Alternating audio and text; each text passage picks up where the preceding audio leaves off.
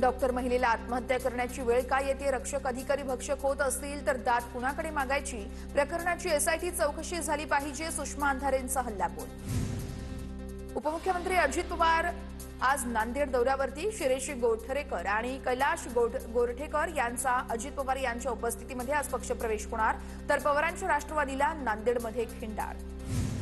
नंदुरबारच्या नवापूर पालिकेसाठी अजित पवारांच्या राष्ट्रवादीकडून नगराध्यक्ष पदाचा उमेदवार जाहीर. राष्ट्रवादीकडून जयवंत जाधव नगराध्यक्ष पदासाठी त्यांची उमेदवारी जाहीर. उपमुख्यमंत्री एकनाथ शिंदे उद्या यवतमाळ दौऱ्यावर जाणार. यवतमाळमध्ये शिवसंकल्प जिल्हा पदाधिकारी प्रशिक्षण शिबिराचं आयोजन.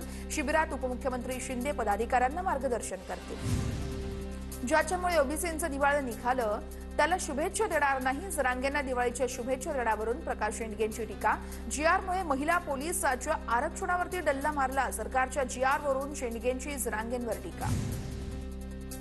भीमसैनिकांमुळेच मी आमदार प्रकाश सुर्वेंचं वक्तव्य. देख लेना आंखों से आएंगे हम लाखों से. एकनाथ शिंदे यांनी मला चांगला फंड दिला त्यामुळे चांगली वास्तू बांधू शकलो.